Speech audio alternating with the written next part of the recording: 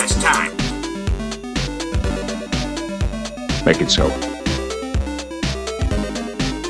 It's me, Mario! I'm Batman. Strong am I with the Force. Are you telling me that you built a time machine out of a DeLorean? You're a wizard, Harry. And welcome to World War G episode 145. I'm Troy. I'm AJ. And guest starring Colton. That's me. Yay! That's when the studio audience would get up and cheer. And there's We need a live studio audience. Well, we can get Joni in here if you want. Oh, and she's the only one clapping and like No, she probably wouldn't clap. She'd probably mock us and poke fun at us. yeah, Yeah. you don't want that. Maybe we need a better studio audience. Maybe I should just do one of those live episodes again. It's true. Well, maybe we'll do that. I don't know. Maybe do it during a movie. During a movie. So it'll be Troy and AJ and hopefully Colton at the movies literally.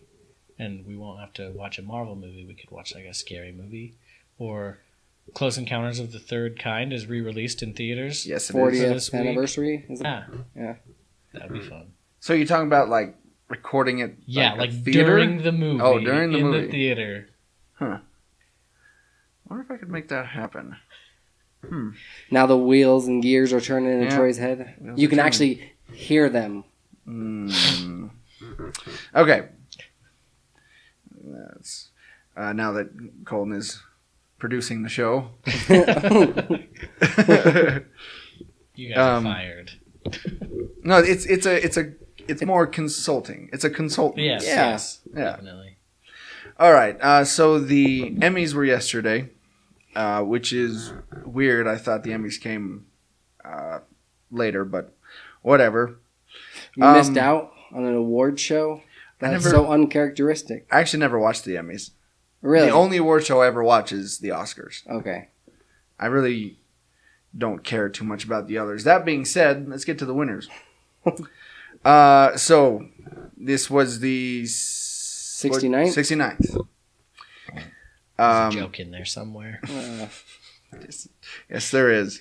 Oh, speaking of that, did you see, if you're driving on the freeway today, did you see the sign that UTA put up? No. The Utah Transit Authority. It said something like, love 'em, buckle 'em, keep 'em. And every time I saw that, I thought, wine 'em, dine 'em, 69 'em. Every time I passed it. Anyway, so this is outstanding drama. I wonder how many of these I've actually seen. So the nominees are Better Call Saul, The Crown, The Handmaid's Tale, House of Cards, Stranger Things, This Is Us, and Westworld. I've seen Stranger Things. Westworld, Stranger Things. I've seen Better Call previews Saul. for Handmaid's Tale, but they're on Hulu, and Hulu is notorious for having terrible previews, so That's I true. wouldn't ever want to see it. Although it kind of swept the Emmys. So Well, I it need to was- rethink that. It was the winner. Yes. The Handmaid's Tale. Outstanding lead actress in a drama.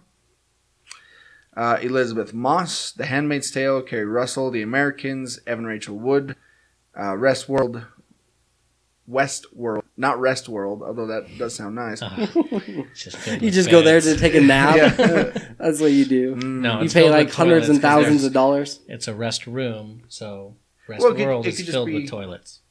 It'd be couches, beds, and toilets. Whichever you prefer to rest on.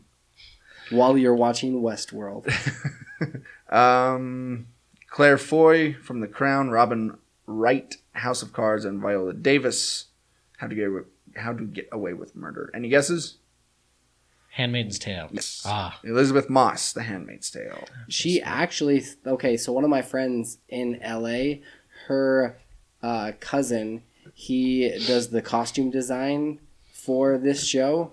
And actually, she mentioned him in her acceptance speech. Really? It was really cool because, yeah, we hung out, a couple months back. But then it was just kind of cool. Like, she's like, oh yeah, and thanks Rudy, like, you know, for all your help, kind of thing. So Did she chant Rudy? Rudy? Yes, that's Rudy. exactly what she did. So instead, like 6 degrees of Kevin Bacon, you are literally like 2 degrees from Elizabeth Moss. More like yes, yeah.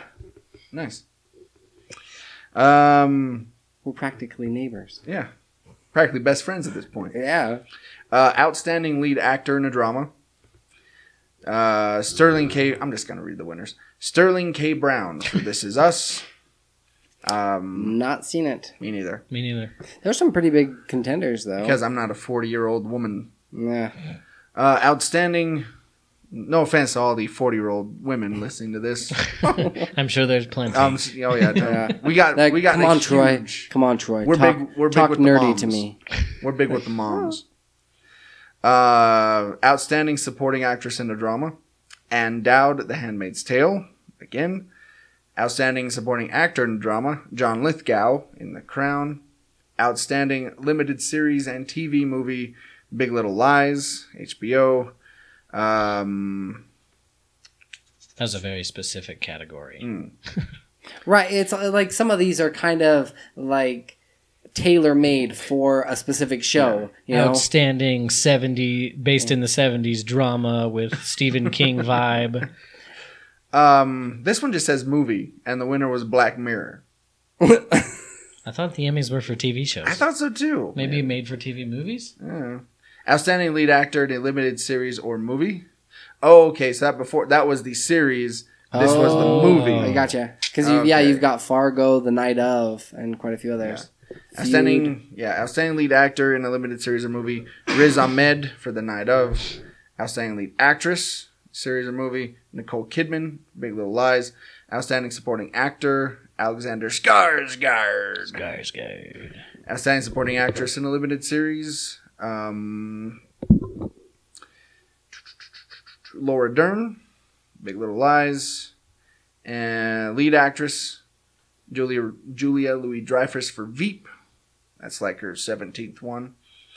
Lead actor in a comedy, Donald Glover for Atlanta.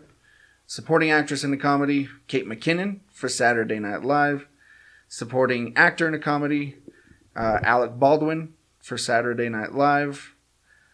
For his Trump, I'm guessing. Most likely, yeah. Yeah, there you go. So congratulations to the winners. And if you lost, just remember, it's an honor to be nominated. That's what they say. That's what they say. All right. Actually didn't take as long as I thought it would. But we'll still take a commercial break. We'll take a little break. And when we come back, we'll dive into some of our stories, including, let's see, we got Will Smith. J.J. Abrams. We got Stan Lee. We got Toys R Us. Carrie Fisher. All kinds Horror movies. All kinds of good stuff coming up. So we'll be back right after this. Are you feeling nostalgic about your music listening needs? Do you like the tonal quality that only a record can provide? Then go check out Lavender Vinyl, located at 123 25th Street, Ogden, Utah. Yeah, go talk to Kylie or Blake. They have a large selection of new and used records. They will also buy your old records, maybe the ones that are just sitting up there in the attic, gathering dust. And if you can't find anything, they'll be more than happy to pre-order it for you. Now, you can always find them at lavendervinyl@gmail.com. You can also check out their website, lavendervinyl.com, or give them a call on the phone, like a normal person, at 385-240-0336. Be sure to tell them that World War G sent you. Now back to the episode.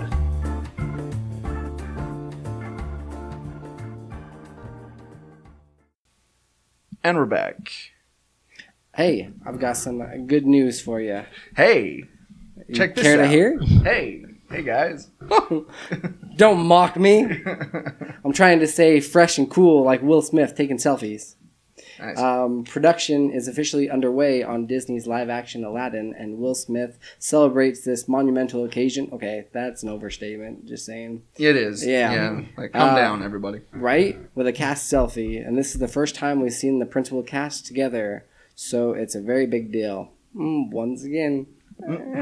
It's a deal. Yeah. Okay. It's Is happening. Is it just me, or has Will Smith had some work done? Yeah. Right? You know what I think it might be? He doesn't have any facial hair. I always see him with facial hair, and he's clean shaven. Maybe that's it. So is it clean I'm shaven? thinking some or- Botox. Maybe. Those cheeks, man. I don't know.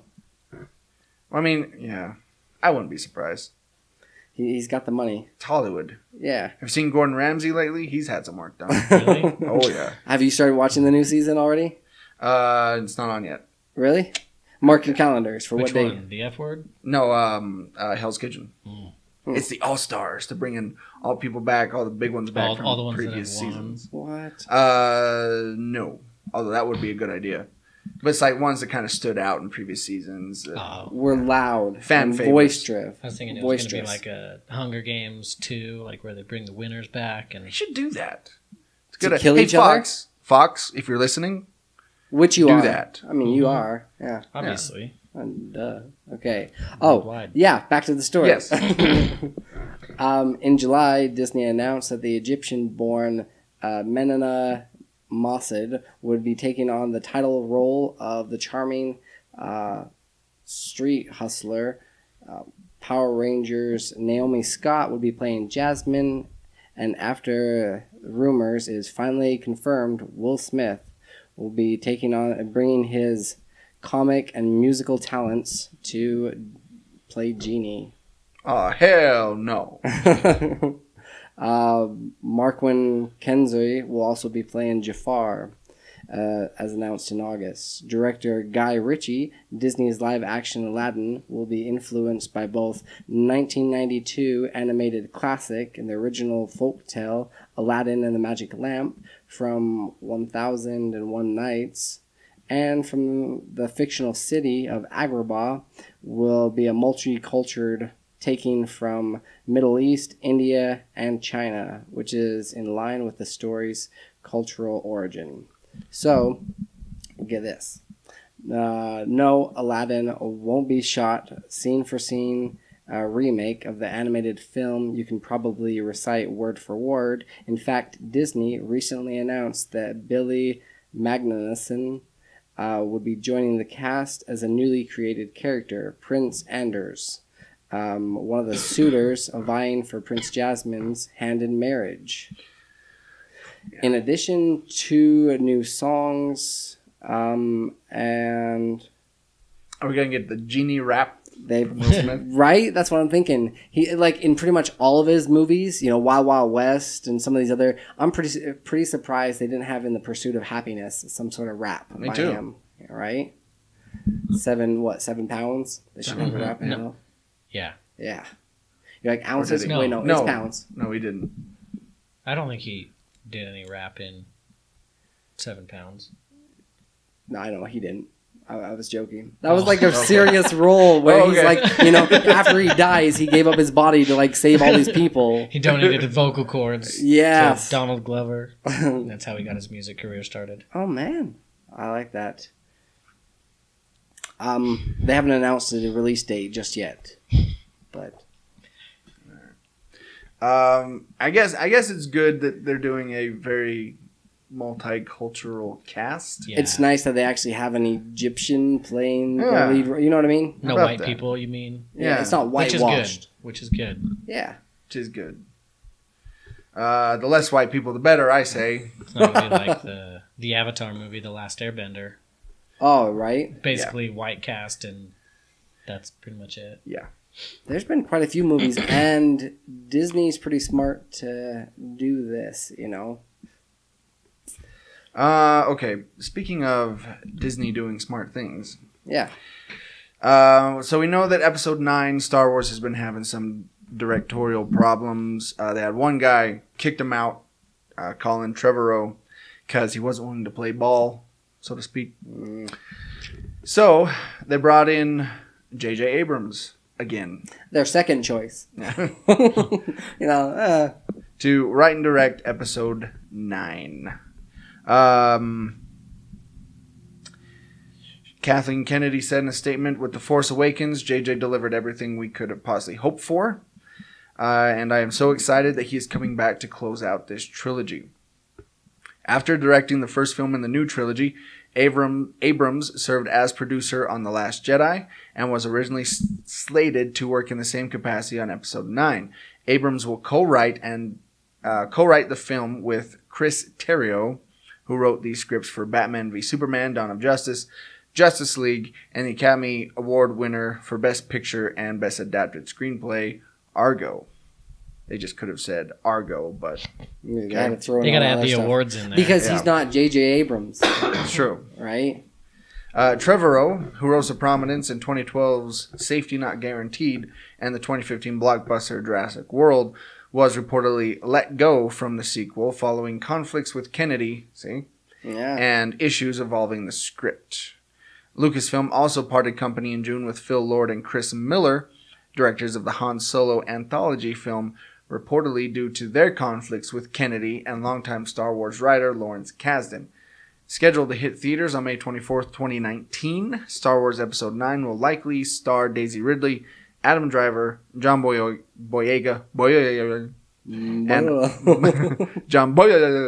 and Oscar Isaac.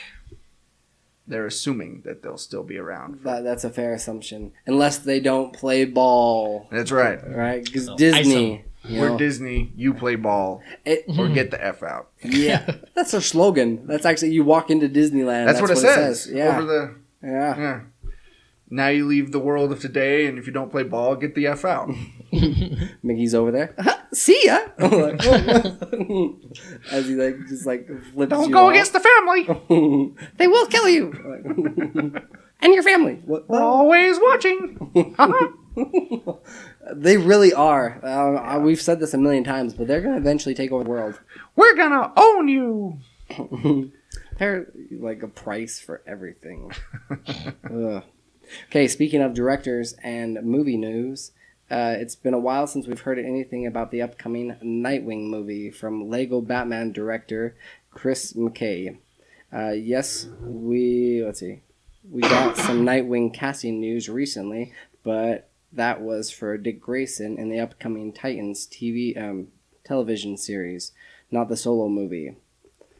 But recently, while speaking with Collider, McKay shared some of his thoughts about bringing Dick Grayson to the movie theater screens in the near future. He spoke of the fact that Dick Grayson is one of the most well-known heroes in comic history, yet keeps getting brushed aside in live-action adaptations of Batman. First, Tim Burton, later Christopher Nolan, but McKay believes his time has come, saying, "I'm a big fan of an underdog story, and he is one of the biggest underdog stories in comics. And his character that I grew up with, I like the arc. One of the great appeals of Nightwing as a character is that he is one of the very few iconic superheroes who gets a transition significantly in age. When he started in 1940, he was a preteen. Then he transitioned from Robin, the boy wonder, to Robin, the teenage wonder, before finally becoming an adult hero as Nightwing in the pages of Teen Titans. It was roughly 45 years adolescence. But hey, Superman and Batman have been around 32 for nearly 80 years. It's this character's growth that appealed to McKay." He then went on to say in the article, he was talking about whoever they get as, this is like a quote right here, he's like, whoever they get as the main character, he's going to have to go through an effing boot camp. Just talking about, because he doesn't want to use any CG, and that he actually wants to have them physique-wise, have them be buff and have to do all those, because he's known for being like one of the Flying Graysons, acrobat. Yeah. So, who do you guys think would be a good Dick Grayson? Tom Holland. You say that Tom Holland for everybody that they no, but like he's got an athletic background, right? Yeah. He's a gymnast. I'm just thinking. You think Marvel's gonna let him go right now? No, not a chance. No. Like he gets injured on the set, like they would cut somebody. Yeah. For me, you guys might not see it, but I think like Joseph Gordon-Levitt, like he's starting to get too old for that kind of thing. Mm-hmm. But I feel like he has the look of Nightwing, just based on the Yeah. limited, like, because I've seen some of the Justice League cartoons. They're not the Justice League ones, but I've seen Nightwing. Yeah. Yeah. That dude. Mm-hmm. I feel like Joseph Gordon-Levitt would be a good. Well, he was kind of on the way with the last Batman movie. Yeah, Right. yeah, because They mentioned it at the very end. mhm, It would have been a different arc because he would have been like a police officer. mhm. Yeah. But I mean, they're really good at rewriting stories, so it could be something that they. you'd probably have to go with somebody a little bit younger, though. Mhm. Yeah, that's what I was thinking too. Maybe like,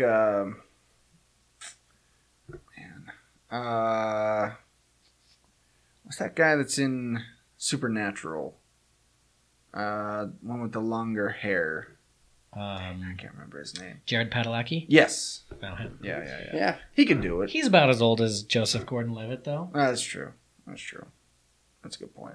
We might have to go with someone really young, and then just No name. like, well, I'm thinking like young, like Stranger Things cast, and have them play like, well, I mean, not for this Nightwing movie, but if they wanted to play like Robin or something like that, and then as they get older, because they age faster than the movies come out, so Right. it could be Nightwing age by the time they have a Nightwing movie ready. Right. I swear that at some point Daniel Radcliffe said he wanted to do it. Yeah. Seriously? Yeah. Yeah. At some, but no, you don't. There's a height requirement. Yeah, he's like 4'6". Yeah. And that's coming from me Yeah. being 5'4". I just got this story just like 20 minutes ago. Okay, longer than that, maybe like an hour. And it made me sad. Toys R Us could file for bankruptcy this week. Oh, man. Here's why. Now, I'm not surprised if you've ever been in a Toys R Us lately. It's like a leper colony. It's pretty barren. Yeah. Yeah. With multiple reports that Toys R Us could file for bankruptcy as soon as this week, many people are wondering what will happen to the toy chain. The retail giant has been an industry staple for decades, but it has struggled to keep up with the online retailers in recent years. And now it may be running out of time. But how did the Ultimate Toy chain get into this situation? A combination of industry trends and specific mistakes have hurt Toys R Us, experts say. The company did not immediately respond to a request for comment, but here are some of the main issues the company faced. A lackluster website. The company admitted it has lagged behind in the world of online retail. Let's see, what are some other...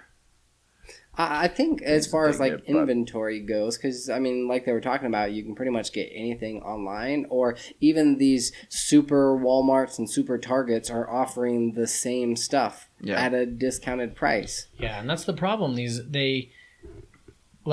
The convenience of online shopping is, hey, I don't have to move, and it's cheaper.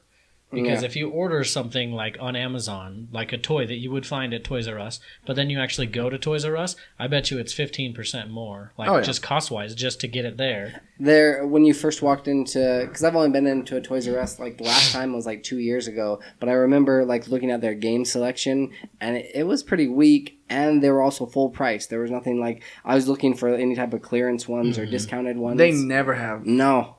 clearance or sales or deals or anything like that. Yeah. Some of the other reasons they say here are empty shelves, spending on stores, debt, stuff like that. So it seems like who was ever running Toys R Us, like the CEO, whatever, just wasn't keeping up. He was resisting. With the times? Sounds like. Yeah, resisting. Yeah, He wasn't being a kid, yeah. And where a kid has to become an adult. Like, He's like, the mullet will come back, I swear. And yeah, it's true. I mean, last time I've been into Toys R Us was probably 2 weeks ago. Do you guys want to hear a confession? yesterday, you were there yesterday. I have never stepped foot in Toys R Us before. Really? Yeah. What? And I have stepped into that mattress store that's in the Toys R Us parking lot like 20 times. Yeah. That's just to how. go play on the mattresses, jump around, jump. Well, But I wish there was jump something around. really fun close by here that I could. Well, there's a It's constant like sale. being a kid, you know. That mattress store is always going out of business. I want to see what kind of deals they have. But that's a ploy. I There's a know. couple other businesses that do that all the yeah, time. yeah. Like 90% off, like going out of business. You're like, you've been there 3 years. Yeah. Like, Yeah, you've been holding that sign now for like 18 months. Well, the it's person not false holding the sign is like advertising. aged. It's not false advertising if you change the name of your company every 3 months. That's true. Huh? Touche. All right. Speaking of elderly people. Speaking of people might be a little out of touch. Right, yeah. Okay. During Marvel's financial troubles in the 90s, the publisher sold off its film rights to many of its iconic characters that Stan Lee helped create. And while Marvel Studios now shares the rights to Spider-Man with Sony, no such deal exists for 20th Century Fox, which holds the rights to X-Men and the Fantastic Four. Officially, Marvel Studios president Kevin Feige said that it's possible that Marvel will regain the rights to X-Men Fantastic Four, but that is highly unlikely. However, Lee reveals at Wizards... Okay, I'm laughing about this because I'm just like, he's going senile, so he's revealing all sorts of Don't put much insider stock information. into what he says. Here's Kevin Feige, who's in charge of all this, saying, "Yeah, probably not." It's highly crazy unlikely. Stan Lee over here. Excelsior! Here's the truth. He's rambling off all these conspiracies and throwing out here. Let me tell you who shot JFK. The grassy knoll. Is that Stan Lee shot JFK. Have you seen that? Okay, have you seen that meme where it shows a picture of JFK riding along? He's like, sometimes you just need to go for a drive to clear your head. Have you seen that? No. No, I haven't. It's bad. But it's pretty dang funny. I'll throw in a rim shot right there. Post production. Revealed, at Wizard World Nashville, that he believes Marvel is working to regain the rights to those characters. Sooner or later, this is his quote here, sooner or later, they're going to get their rights back to the characters. They're working on it. They're still making X-Men movies and stuff. Don't worry about it. You'll get right. That's how you know it's legit. Yeah, then stuff in there. Yeah. Don't worry about it. You'll get more Marvel superheroes than you'll have time to look at in the next few years. The movie rights to X-Men remains with Fox. The studio did work with Marvel to change Negasonic Teenage Warhead's powers in Deadpool in exchange for allowing Ego, the living planet, to appear in Guardians of the Galaxy Volume 2. That's true. Of course, Lee hasn't been involved in Marvel's day, right? There it is. Yeah, hasn't been involved with Marvel's day-to-day operations for decades. So this may just be speculation on his part. They also aren't clear their signs that Fox plans on giving the rights over to X-Men films, having generated such success. It does plan to release another Deadpool movie as it goes to an ad. We're high tech here. Right? We're a first class operation here. There aren't any clear signs that Fox plans to give either franchises anytime soon. Fox's X-Men films have generated much success. Its last Fantastic Four film was poorly received, both critically and financially. Say the least. The studio will release Deadpool 2 in July 2018. The X-Men Dark Phoenix in November 2018. And 2 Fantastic Four movies. And also a Doctor Strange film. Doctor Doom. Doctor Strange. Doctor What? Strange. Okay, Yeah. why do they keep trying with the Fantastic Four? I don't It is know. cursed. There's no way that you can make a good movie out of There is a good way to make it. It's just Tell me. not them. It's called Give it over. Marvel. Give it to Marvel. But I don't think that Marvel would touch it. It's just got this bad thing about it. It's like you've got LeBron James on your team, and you just pass him the ball. Just pass it over. Look, if they do something like they did with Logan, then I think like just more of a gritty movie and less like. How do you do that with the happy-go-lucky. Fantastic Four, You though? could do it. Really? Just yeah, you could do it. The Thing Trust me. has a dark side. Yeah. Just trust you. Mm-hmm. Oh, I'm not taking your word for it. Please. What's your gritty take on it? I don't know. Just something more real instead of like lighthearted. Yeah. Well, Like- the Fantastic Four is ridiculous. They've always been ridiculous. Embrace that a little bit, kind of like what they've done with the Flash, maybe. Yeah. Well, that's actually a good point. Because the Flash, and especially his villains, are ridiculous. Oh yeah, they're way over the top. I mean, Captain Cold, Gorilla Grodd, a giant talking gorilla. They're B characters. They They're are. not anything that would have their own movie. Yeah. Like, I'm sure the Flash will since he's getting more popular. But I feel like if they turn the Fantastic Four into a TV series, I think it would do pretty well. Yeah. Throw it on Netflix. Mm-hmm. I can see that. But yeah, I'm sorry, Stan, but I don't see that happening anytime soon. Well, I'm sure that Stan Lee shows up at these meetings and he like starts spouting off all these ideas, and they're like, "Okay, here, Stan, have a hard Yeah, candy and go yeah. sit in the corner. It's like, you bet, Stan. You bet. We'll do whatever you Yeah, want." right? And he's already got his cameos done for Black Panther as well as the next next Avengers movie. I feel like at this point, if you work at Marvel and Stan Lee comes in, you're just like, oh, okay. Here we go. Well, there goes my day. Yeah. Oh, geez. Did I tell you about how I created Spider-Man? Like, yeah, you did, Stan. It's like when your grandpa Yesterday. with Alzheimer's comes in the room Yeah. and starts telling you like stories about his childhood. the same stories over and over and over again. Like, yep, you told me yesterday, Yeah. Stan. I remember. You know, me and Jack Kirby sat Right over there. It's like, yeah, great, Stan. Okay, I got to get back to work. Did I ever tell you about Bill Finger? Yeah. Wait, no, that's You know, not- He's like, I stole this. He's like, what? Well, wait, let me record this. It's like, I knew Bob Kane. Like, great, Stan. Yeah, that's fantastic. All right. Well, from one company to another. Superman. DC Comics getting a little political here. Superman protects undocumented immigrants from white supremacists. Oh, wow. Superman protects undocumented immigrants from armed white supremacists in a new issue from DC Comics. This incredibly timely story hits stores on Wednesday, September 13th. So, 5 days ago. 1 week after President Trump announced the... sorry. he As soon as you just, said his name. I just dry He heaved just- a little bit. he channeled the spirit of Trump for a second. Yeah. Somebody- Tasted gross. Summoning your inner Trump. The end of DACA, blah, blah, blah. Okay.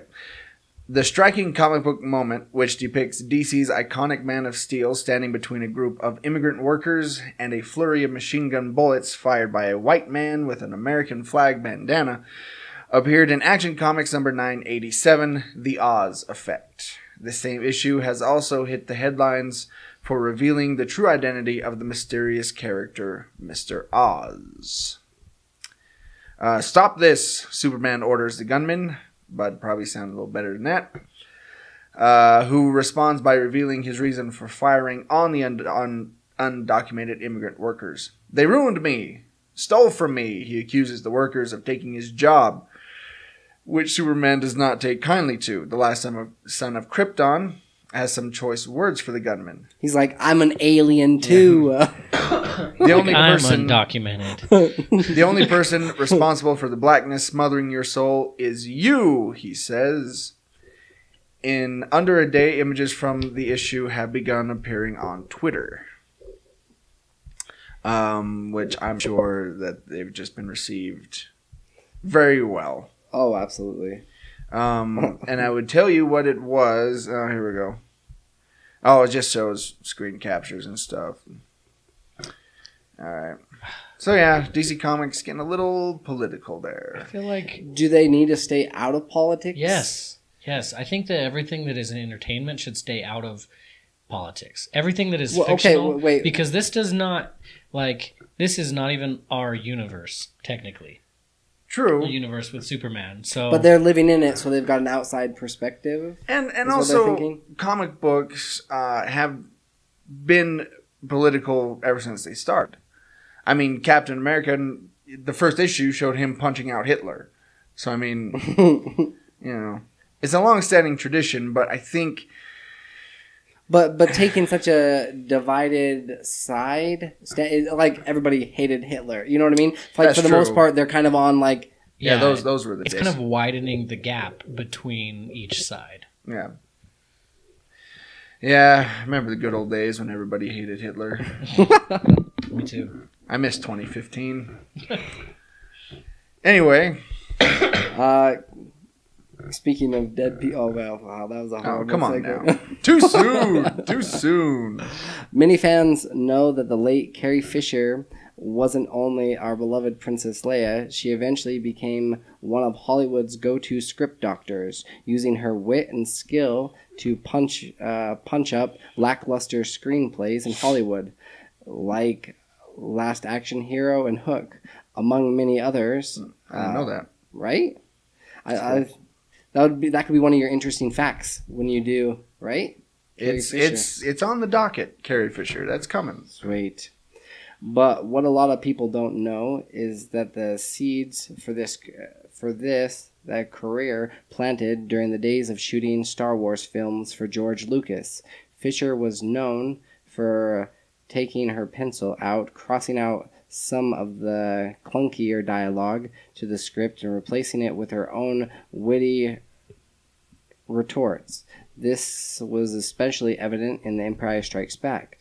In fact, her personal script for The Empire was over 1,000 words in her handwriting. Now, how would you feel if you were the writers on Empire Strikes Back and you saw that she had crossed out and written in over 1,000 words on your script? Be like, really? Like, okay, stick to acting. Yeah, like, especially because at the time she was a no-name, right? Yeah. She wasn't really like. What else had she done? Hardly anything. She was Debbie Reynolds' daughter. Yeah. Great. Right. That's like Will Smith's kid. Yeah. Going in and start like changing the script. Yeah. Like, okay, calm down. Like, okay. Okay, here we go. Now the auctioning house is auctioning off Carrie Fisher's script from her classic Star Wars trilogy, complete with her handwritten notes, and signed by George Lucas himself. In fact, the script for Return of the Jedi is inscribed for Carrie easy-to-say lines, a joke about the fact that Fisher and Harrison Ford often told Lucas, you can type this shit, but you can't say it, in regards to Star Wars dialogue. There are actually 4 scripts going up for auction, as she has 2 different ones for the Empire. Her script for the original Star Wars trilogy is an early draft, which reads The Adventures of Luke Starkiller, as taken from the Journal of the Whills by George Lucas, Saga 1, Star Wars. Yeah, that's Yeah. kind of a long title. Yes, it is. They're like, let's just cut off everything and leave Star Wars. Her most written Empire script is estimated to go for $30,000 to $50,000, while the other 3 are estimated to go for $20,000 to $30,000. Yeah, the auction's going to take place actually next month on October 8th, 7th, 8th, and 9th in LA. I wish I had money. I wish I had a lot of money. Save your pennies, Troy. That's the kind of stuff I would buy. Yeah. It would be movie props and old movie memorabilia and stuff like that. Yeah. We've talked about this before, like what other props, but I don't think we've asked you, Colton. What would you buy from any movie, TV show, anything at all? Troy's not gonna like this. I would buy the stuffed unicorn from Deadpool. That's hilarious. How clever and witty they were. No, if anything, it would be like the suits of superheroes, but then I'd be like, I don't fit into them. And then you'd like That would be the only reason why I would want them. Like, oh wow, look, you can't fit in something. I bought something I can't fit into. That's like those women that keep around their wedding dresses, you know, on display. They're like, one time, this is how I looked. It's a fine line you're treading there. Well, oh yeah, sorry. We do appeal to the 40-year-old We women, do. right? Fox executives and women over 40. That is our demographic, oddly enough. And there's an award for that too on the Emmys. Full circle right here. All right, let's take another break. When we come back, we got some reviews and app suggestions. Or... And we also got a special segment we're gonna do with Colton. We're gonna beat him with a roll of nickels. Mm-hmm. It'll be fun. Stay tuned. Put him in a sock first. Yep. We'll be back right after this. On the historic streets of Ogden, there are two kinds of people, readers and non-readers. Here's where you can find their stories. Booked on 25th Street, located at 147 Historic 25th Street, Ogden, Utah, 84401. Yeah, stop by and say hi to our friend Marcy. You can pick up a new or used book, or you can sell your own used books. That's right, you can get 10% store credit on what they can sell the book for. Stop in and say hi, or call them at 801-529-7720. You can find them on Facebook at facebook.com/bookedon25th, or you can email them at marcy@bookedon25th.com, or visit their website, bookedon25th.com. Be sure to tell them that World War G sent you. Now back to the episode.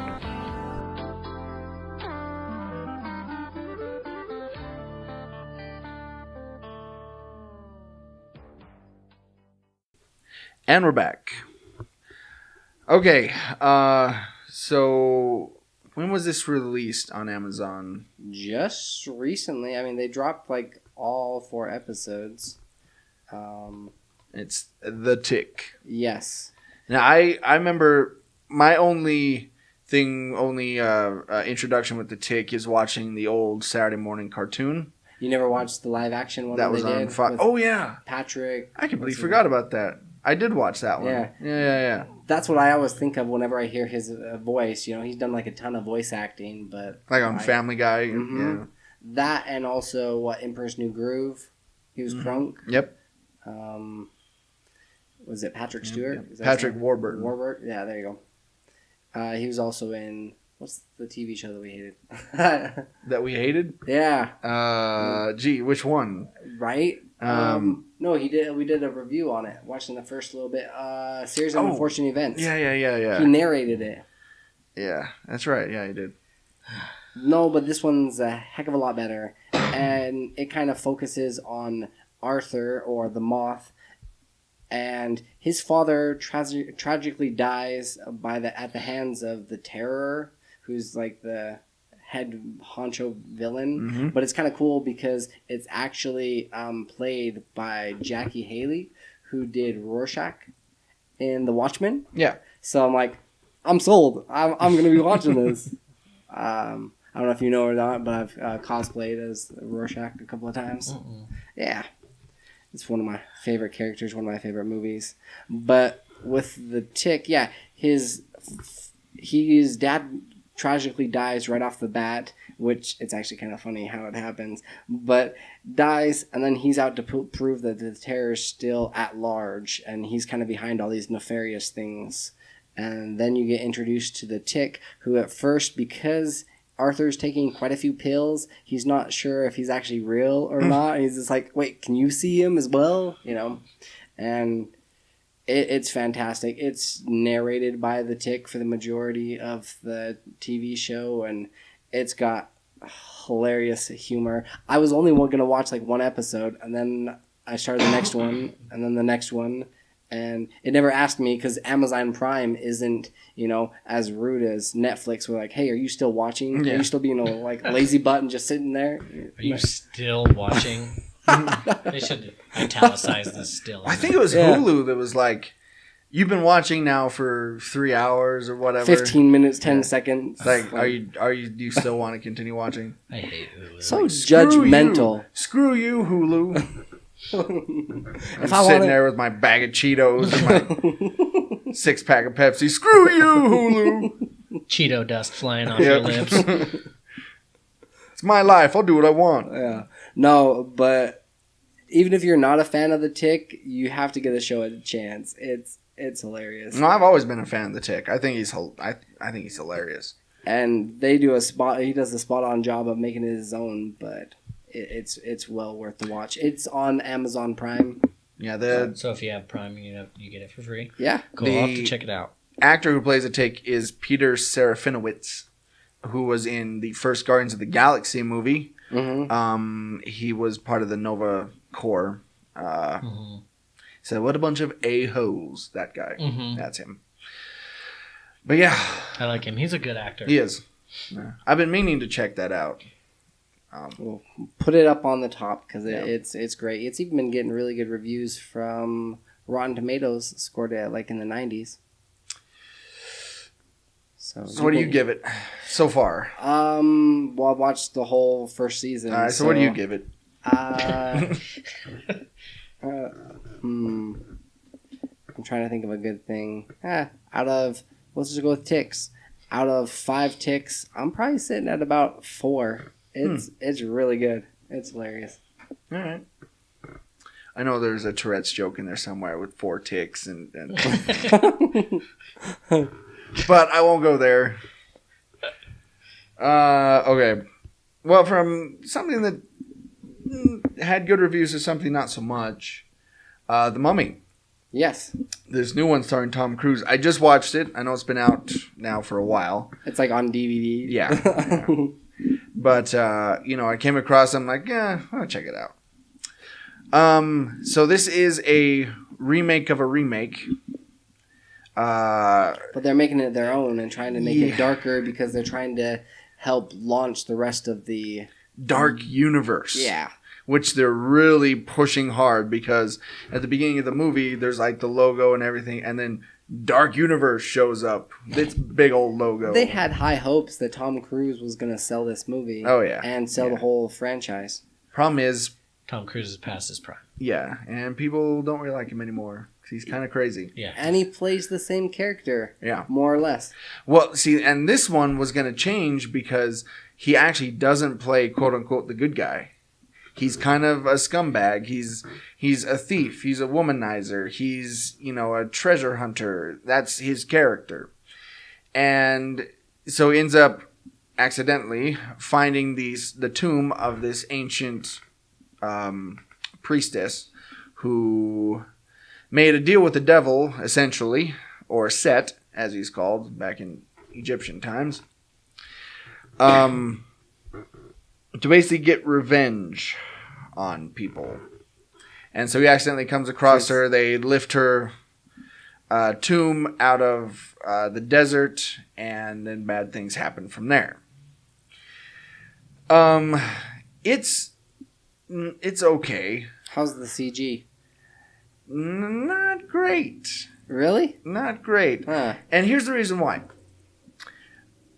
Part of the mythology that they're doing here is that in order to keep the mummy kind of weakened, apparently you have to use mercury. And so they put her in this pool of mercury. Now, mercury is a very interesting liquid. Right. And if you have to CG an entire pool of mercury and have it, drip down things, and it looks really weird. It does look kind of cheesy. Like in real life, mercury looks fake. In real life. And so you can only imagine what it looks like. Fake Yeah. mercury. Yeah. Huh. And it's not that hard to come by. Well, I mean, I guess they wouldn't want to actually put her in a big pool of mercury.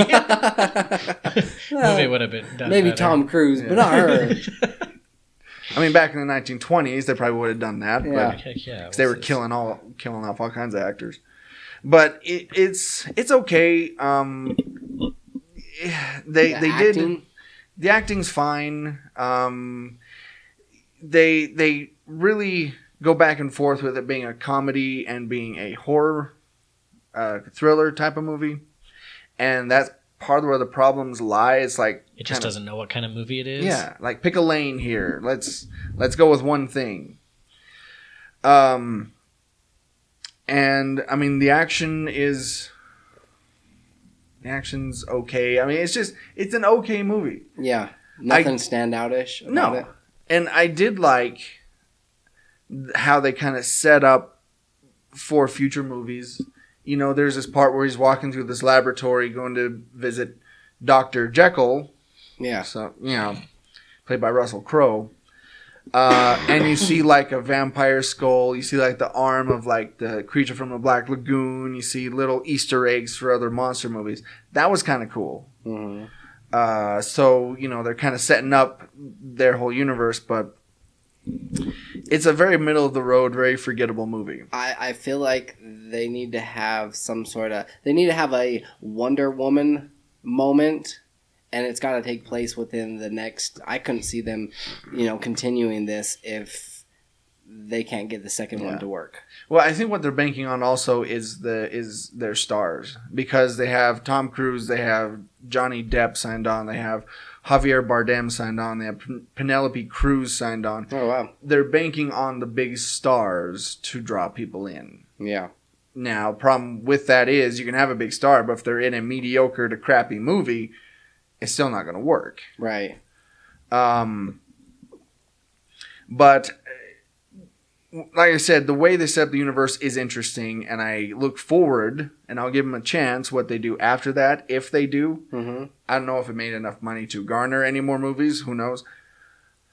But I would say out of 5... Mummies? Sarcophagi? Sorry, yeah, I guess we'll go with Do they have mummies. those weird beetles like in the old movies? Scarabs? They didn't even No scarabs? pay homage to that? No, What? no. They exchange those with camel spiders. Those aren't even spiders. Oh, I know. They are. Yeah. Well, they're not poisonous, although it's a whole thing. And flock of birds, ravens, they have that too. But yeah, we'll go with 5 mummies. I'm sitting at like 2. Just middle of the road. I mean, it's very average. It's very... Redbox it. Now that it's on Redbox. Yeah. Redbox. You literally could go and get it at Redbox like right now. Yeah. Because I think it's there. But if you have the movie pass, it'd be worth seeing in the theater because everything's at least slightly better in the theater. Yes. Really quick though, you do have that movie pass. Mhm. That I think it was AMC did it, Yeah, well, no, it's its own thing, and you can see it at any of. They say that they work at 90% of all movie theaters. oh, okay. So I think I can use it at Cinepoint 6, like the Syracuse one. Tinseltown. But I can use it at all the megaplexes, all AMC, like even the AMCs with like the $15 movie ticket. Well, I can also see free movies at any Megaplex theaters. Booyah! But that's it though. Just Well, Megaplex. why are we all going? So because of this movie pass, it would allow me to see movies that I normally wouldn't spend money on because I'm like, it's free. I might as well go see it while it's in theaters so that I get the good theater experience. Mm-hmm. So what theater is it still playing in? But which one, the Mummy? Yeah, the one. Probably the Cine 6. Okay. You saw it yesterday? Is that where you saw it? That was Troy that saw this movie. Oh, dude. you saw it yesterday. Yeah. Yeah. I was talking about the Tick. Where'd you see it? On the computer. Oh, yeah. You don't, I went to Redbox and got it there. Yeah. yeah, Red He Box. found it under a tree somewhere. But yeah, I'll have to check that one out. But yeah, the movie pass is awesome. I saw 2 movies this last weekend. The first one was Hitman's Bodyguard, which was a hilarious movie. It's doing okay from what I've heard. Yeah. Yeah, it's not the kind of movie that you want to take seriously. I mean, it's Samuel L. Jackson and Ryan Reynolds. It's basically Deadpool, but You got Deadpool and Nick Fury right there. Deadpool and Nick Fury. It's Nick Fury's bodyguard. No, that one was a great movie. It's really funny. It's really intense and graphic with some of the scenes that they have, like blood and everything. They don't shy away from it. But it is all action. If it's one of the movies that you want to like just be on the edge of your seat the entire time. It does not stop. It's just constantly moving. And it's... Oh, I guess I could be talking a little louder. No, you're good. You're good. You're fine. But yeah, it's a really hilarious movie that just like keeps you on your toes. You don't know really what's going to happen next. Definitely worth seeing. You'll pay for the whole seat, but you'll only need the edge. You'll only need the edge. Do was you the guys other know movie what did it's you- about? The premise? Yeah. Yeah. Okay. Ryan Reynolds' character is a bodyguard supposed to protect Samuel Jackson, and then Samuel L. Jackson kind of... So got Samuel L. into some Jackson predicaments. he's a witness to this big trial for like the president of some company or country. I forget what it's called. But they're charging this president for all these heinous crimes against humanity. And Samuel L. Jackson he's a hitman, but he's a witness. And Ryan Reynolds is supposed to be protecting him on the way to the trial. So it all takes place in like a 24-hour period. And it's just constantly just action, and then tons of comedy mixed in. Wait. What was the other movie that you ended up seeing? The other one that I saw is It. Yes. And we saw that. Boom! We saw that on Sunday night at we went to the 9:50 showing. And that's so unusual for us because we both have work early in the morning. But, man, that movie, once it gets going, like, you know how in some scary movies there's some lull between all the scary parts, like there's downtime? It was just non-stop scare and freaking you out. And I don't think that they overused Pennywise either. No, they didn't. They had a couple other gnarly-looking creatures. Pennywise, his thing is he shows you your worst fear. Mm-hmm. He, plays off of that. And so it wasn't just him that you're seeing, like... one woman from the picture. Yeah. That was all messed up. Which I didn't even see any of the previews for this movie before going into it. So I had no idea what to expect. That leper zombie at that house. It was, a lot of people will say that it's it's not so, it doesn't rely on jump scares and it's more creepy than scary. But no, it is terrifying and there are jump scares all throughout the movie. And it does not relent. And it's just one basement scene where the little boy's talking to him. He's like, help me. Like, oh, man. And that's my least favorite kind of scare is when something's far away and then it just runs up to you really fast. That's what he does in that scene. Yeah. But terrifying movie. Emily was watching it through my fingers the entire time.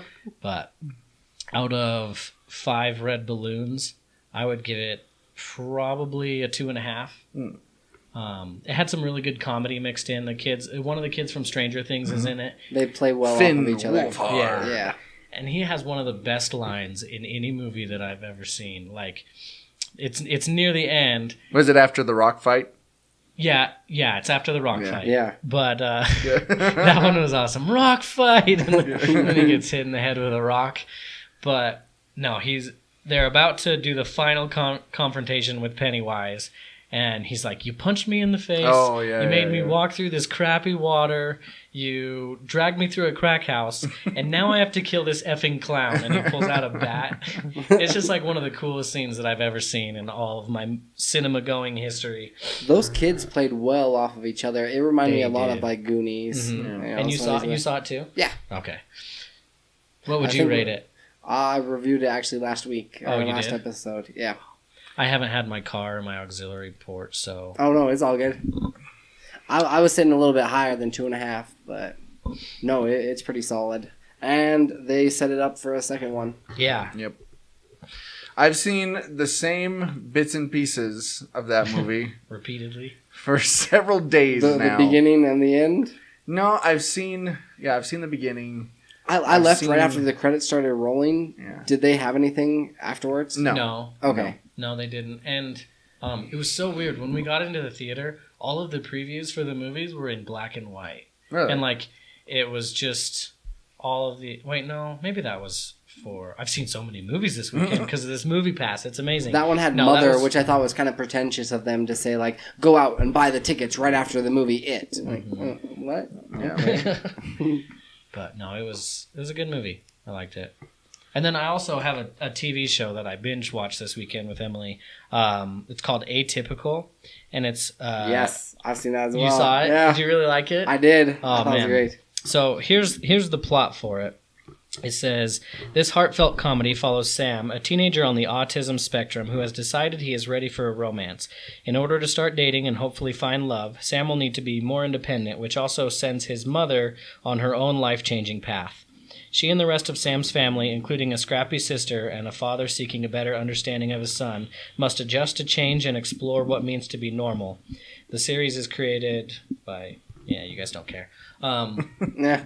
But, so basically, it's just this story about this kid on the autism spectrum. He's high functioning, so I mean, he can talk and articulate a little bit. But he just doesn't grasp a lot of the times, like the other stuff. Yeah, I did an analogy today, which I thought was really good. Not bragging or anything, but basically, you can buy a computer pre-built, and that's basically what we are. They call us neurotypicals, NTs, and we come with all the parts that we need to function normally in society, but they're like building a computer from scratch. Like they get parts as they save up money for it. So he's learning about these social situations which he doesn't have any idea beforehand, and kind of growing as a person throughout the series. And it's only 8 episodes. They're like a half hour long each, I think. But we started it on Friday. And we binged watched it all weekend until it was over. So it was really good. It was a lot of fun, especially because the dad wants to be there for him, and I love how he doesn't know who he's got a crush on. Yeah, going to the house, which kind of sets into motion a lot of the other things with the strawberries. So yeah, out of 5 chocolate covered strawberries. Oh, I thought you were going to say autism kids. Thank you for not saying that. Kids. Child before the disease. It's children with autism. Oh, excuse me. That's something that they say in the show. Being all PC. But I would give it a 4.5. Definitely. It's really funny too, surprisingly. And it's a Netflix original, so you guys can watch it for free. Yep. Booyah! Well, you have to pay for Netflix. Hang on. We have sirens because, we're in Ogden. Another shooting. This happens all the time. Especially where my You're house like, is. Troy just uses this as his, wake-up call. He's like, time to get up for work. Okay, well. You can set your clock by it. Pop, pop, pop. Firecrackers? Car backfiring? No. So, I have an app to recommend for you high-functioning sociopaths. This is called Sniper 3D. Now, I just found this today. You know how sometimes if you're on Facebook, you'll see like they'll sometimes give you like suggestions for games and stuff to download. Like, Troy seems like a sociopath killer. Yeah. Well, this is one called Sniper 3D. I bet it's because I always look up stories of like murderers and stuff. I bet that's why they gave this to me. Probably. And you're a sniper, and you do different missions, basically. So right now, I'm on this mission called Inspired by TV. Kill Eisenberg and his bodyguards. Oh, wow. So it says, chemistry teacher turned drug kingpin Walter Eisenberg is always accompanied by his bodyguards. Eliminate all of them. So, I'll show you. So I start the mission. There's my sniper rifle. I zoom in. Now You have to locate them. You try kind to of got find the your crosshairs. So let's zoom out a little bit so we can. Okay. Oh. So here they are. So let me zoom in here. They're actually moving pretty quick. Bam! Wow. Headshot. Monster. Oh, kill. I missed him. Oh, he's running. Bam! Got him. Oh no! Oh, I'm reloading. His bodyguard's on the run. Where'd he go? Oh, there he is. Oh, and Z. Oh. Slow motion. Cinematic. Slow motion. Right in the heart. Boom! Mission accomplished. Nice. And that's all it is. I mean, Do they there's- constantly run, or are you able to do stealthy if you kills? miss them, Yeah. they will run. Well, and they Yes. have different mission types too, right? Like you're supposed to Yeah. kill this guy when he walks around this corner. Yeah. And things like that. Or Like kill the different person rules. with the red briefcase, or There was one I They did. They don't even tell you why. And No. you just like, I must obey. No. Kill this little child, you know. Well, that was a drug kingpin, Walter They're gonna use this. Heisenberg. They're gonna use this to form an army. You know, if you kill your dog at the end of the thing. Yeah, so I mean, it's a good time waster. If you're into that sort of thing, if you like killing people in your spare time, Sniper 3D Assassin Is for you. Shoot to Kill. It's free. Go download it. Yeah. Although I'm kind of hesitant on some of these newer apps because it always asks, hey, do you want them to have like your contact information and to be able to have access to this and everything under the sun? Yeah. Allow us to post your psychotic killer needs to Facebook. Mm-hmm. Yeah. Yeah. There's a ton of those that you're just like, can I not just play the game without having to sign my life away? Troy just shot the president in Sniper 3D. You can too. Download now. So yeah, I don't know. I've been having a good time with it. I like it. You had an app too, right? You want to talk The about only it other real one, quick? yeah. One of my coworkers had suggested this, and I was just like, all right, I got to give it a try. It's called The Last Day on Earth. Kind of a post-apocalyptic game. You have to go around at the beginning, you know, and make a fort. It reminds you a lot of... Did you ever play Ark? Or have you seen anything about Ark? No. Where you're having to start from the bottom up, and it requires wood and certain other elements to be able to build walls and to build like a safe place. You always constantly, even as you're walking around, it reminds me a little bit of like Oregon Trail because you're constantly losing, you know, health and water and other supplies, and your character gets cold and hungry. As I was playing, it said, hey, there was an airplane that just crashed. So you can go to that location if you want. It requires like a day's travel, which it's kind of interesting because you've got this ominous zombie horde that's making its way towards you. It's like it says 5 days away, and then it starts counting down. And so you can go to these different locations, but then, you know, that takes a day's travel, or this takes a day and a half. And while they're getting closer to you, while the they're zombies. constantly, they're getting closer to you, this threat. So if you don't get enough supplies and build up a good enough base, you're kind of SOL. Is it a story-based game, or is it an action game? Like, Just kind of like you've got a little cursor. I mean, I can pull it up, but you've got kind of your character, and you have a couple of different actions. You can pick up stuff, or you can kill stuff, and then you can also either, I didn't make one myself, but you can get a backpack or these other different supplies. I just killed the guy that was at his base and took his backpack. Yeah, I mean, it's a kill or be killed world that we live in. You can also sneak up on different like deer and animals, and if you need to protect your stuff, you can put it in the back of like trucks and then come back to it later. You know, but there's the chance of looters going and stealing your stuff. so is it like a massively multiplayer game, or is it? It is. I mean, I'm not 100% sure if they're just AIs or if they're actually legit people, but it's pretty fun. It is definitely a time waster, but I'm still waiting for this zombie horde to show up. I'm not ready for it. Well, here's some of the reviews of that game. To the people who are like it needs work. Lol, yeah, it does because it's in beta and testing mode, so stop whining about it needing work. Because the devs know that, but it's one of the best mobile games I've ever played in my life. 5 stars. So they're, that was English. appealing to their demographic is kind of like the illiterate. Yeah. The people that would do well after a zombie apocalypse. Right? They're going to be the ones that survive because they're over there like, down, down, down, down, down, down, down, down. I got my guns. I give this game 5 stars. It is better than Minecraft. It is better than any other survival game. It kind of reminds me a little bit. There's a Minecraft-esque to it. Oh, there you go. It's worth a play. All right. So there's a couple time wasters for you.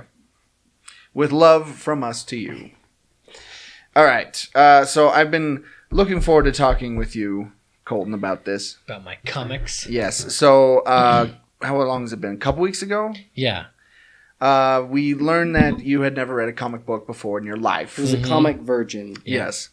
like And- most of them are. Yeah. That's a good one.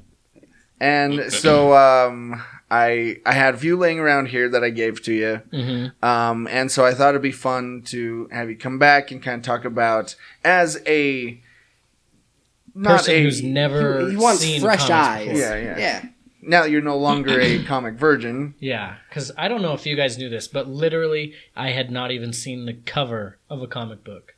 Like Wow. I've seen the top few inches. He had a girlfriend, Troy. Jeez. Yeah, Well, I was. Yeah. What the heck?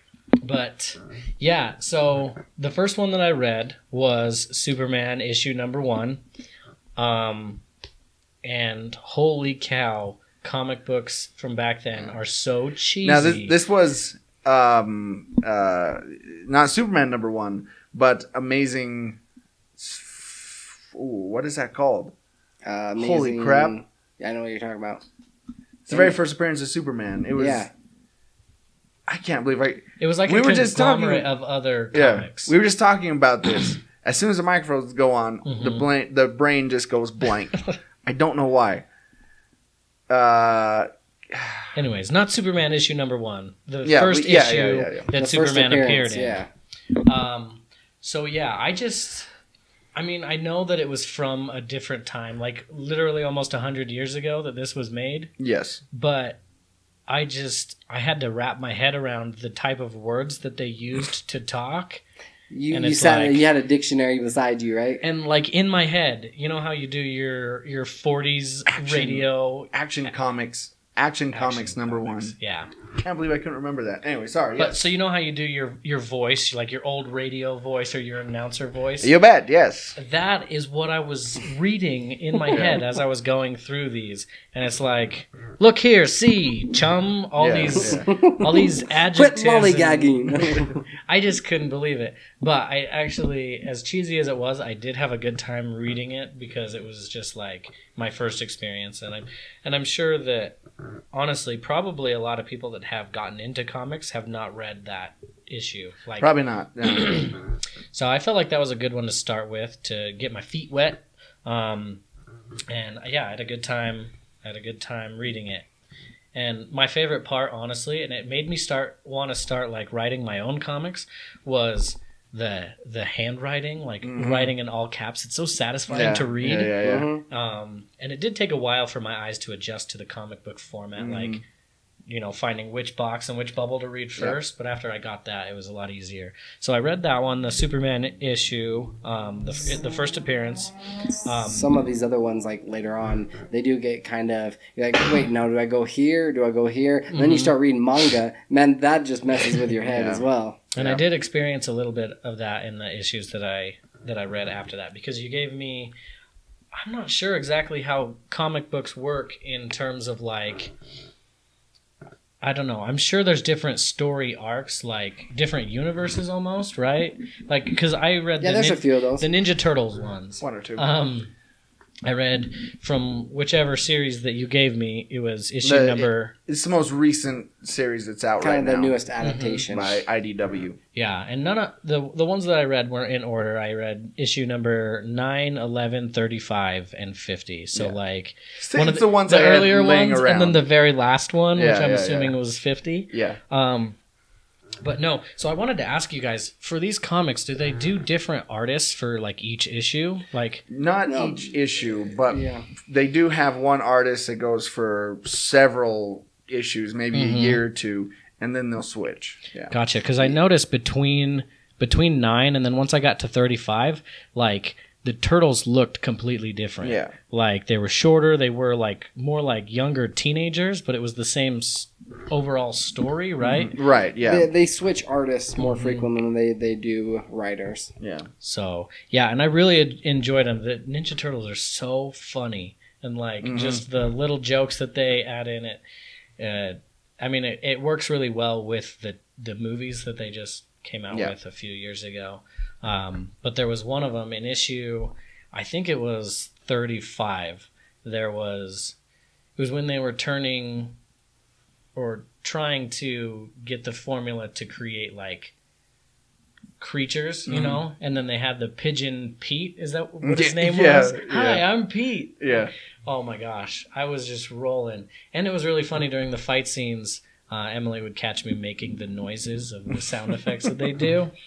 It is kind of fun to try to read them and actually like figure out what it would sound like. You know, it's so much easier, you know, with Batman where it's like pow, zoom, you know, you got these, but and now it's like or shink. Yeah. Yep. But no, I had a really good time, and I learned a lot about the turtles that I didn't know before, like the fact that they're reincarnations. I didn't know that, and I feel like that's something that I should have known. Well, and that's just that story. Yeah, that's one adaptation origin. or one. That's an adaptation. Yeah. But yeah, I had a really good time reading those, so I'm looking forward to reading more comics. Hopefully, like start at the beginning of one. Yes. Like, which that's what you'll get to do right here. Yeah, this one that you gave me earlier today. Black Road. Black Road. See, okay, Troy, for the most part, likes... I mean, he likes darker, grittier stuff as well, but he's kind of more... The ones that you're watching, it's like more happy-go-lucky. I like the superheroes. Yeah, the superheroes. I like the tights and flights. There you go. Me, on the other hand, I do like the darker stuff, more graphic novel-esque. Yeah. Not too far out there. There's some bizarre stuff that's just... Yeah. But at the same time, there's so many standalone issues, and I prefer ones that have already like finished up, aren't a continuous run, because I like to know that there is an ending in sight, and I like the whole entire set. With this one, they have finished it up. It's Black Road. So they have the single issues, but then I ended up purchasing the 2 book volumes of both of them. So it's got like 12 issues altogether. But Black Road, I mean, I know I've talked about this on the... Is volumes? Like all of the issues for this one? Well, okay, you got single issues, and then you do have like the volumes where they do typically, even with the Turtles, they've done it where they have like 6 single issues in one. So that you can just kind of like, I mean, you get a larger chunk. Because they're short stories like that. I thought they would be a lot longer each one, but it like took me like 5 minutes to get through each one. Yeah. I'm just like, all right, I'm ready for the next. Yeah. But if I did, like, I would probably sway more towards the superheroes than anything else, because that's just what I associate comics with. But I'll definitely give these a read and see if it's something that I want to pursue further. But if I did have to pick a superhero to follow, probably like Spider-Man or like Doctor Strange, because I really like both of those characters. Now, Amazing Spider-Man, which one are we talking? I don't even know. See, that's how dry my feet are. It'd probably be like probably Amazing Spider-Man, but a lot of people get intimidated when they're going to read comics, especially if you go into like a comic book store. I mean, there's just comics everywhere, and if you go to like Entertain Mart, you know, they have just and that's what hundreds I did. Of them. And like Emily and I went in there like a couple months ago, and I was like, I'm going to get some comics, and then I walked back there, and like 20 minutes later, I left because I didn't even know where to start. Yeah. You went home and you're like laying in the fetal position, you know, kind of sucking on your thumb. My thumb. Yeah. Well, and that's the thing on a lot of these. I would suggest just take one, whichever one you want, like a Spider-Man comic book, and just read it, and then go find the next one after that one you just read. Yeah. And then the next one, next one. Sequential order. Yeah. Well, that, and also I'd recommend a lot of these places, some of these bigger businesses, they don't have that home, like that feel to them. When you go into these smaller ones, they're so willing to help you. And if you're like, hey, I'm not familiar with these, like, what would you recommend as far as starting? They're more than willing to just be like, all right, I'd recommend like going this one. This has kind of a cool story arc. Or, yeah, that's what I need. Some major hand holding. But yeah, now that I finished those comics, I feel like I'm officially a geek. One of us. One of us. But yeah. Yeah. But as soon as you said, it made me want to write my own comic book, I'm like, yeah. You'll start, but you won't finish. No, you won't. You won't. Like, oh, I've got this great story. And well, cool. I'm glad you enjoyed them. Me too. And I wish I had brought them back, because I probably would have a lot more to say if I had something to flip through and be like, oh, and this part right here. I almost feel like we should do like a recommendation as far as comics, like for our listeners to Yeah, ones that we're reading. Yeah. Mm-hmm. Or like create a beginner's guide to comic books. That's a good idea. Or maybe I could do that. Because we had to do that. Literally Troy and experiencing it. Troy and I, we had to do that with like Doctor Strange, and when we were asking Adam, hey, where should you start? Yeah. There's so much. Oh, you mean Doctor Who? Doctor Who. I get the doctors confused. Yeah. That's a good idea. We'll discuss that. All right. So, here's where you can find us. You can listen to all of our episodes at worldwarg.podbean.com. You can also find us on iTunes and the Google Play Store. Just search World War G. On the social medias, you can find us at facebook.com/WorldWarG podcast. We're also on Twitter and Instagram at WWG podcast. You can also find us at shop.spreadshirt.com/WorldWarG. You can find all of our merchandise there. You can also email us anytime. Day or night. At worldwgpodcast@gmail.com. So, this has been World War G, episode 145. That has been AJ. That has been Troy. And this has been Colton. Stay geeky, my friends, and read more comics. Thanks, Troy. Hi, everybody. This is Sean Ray. And John Irons. And we're the hosts of Cosmic Potato, the Super Fan Talk podcast. We're a show that has a little bit of everything. Yeah, we talk about movies and TV and cartoons, entertainment news, and every show has a different theme. That's right. We might discuss anything from our favorite bad movies to who would win in a fight between C-3PO and the Tin Man from The Wizard of Oz. Yeah. That was episode 41, a classic. You can download that episode and all of our other episodes on iTunes and Stitcher. We're on Podcast Addict and, of course, on our website, cosmicpotato.com. It's special guests and movie news and geeky nerddom and nerdy geekery and lightsabers and Time Lords and Ninja Turtles all the way down. So check out Cosmic Potato, the Super Fan Talk podcast.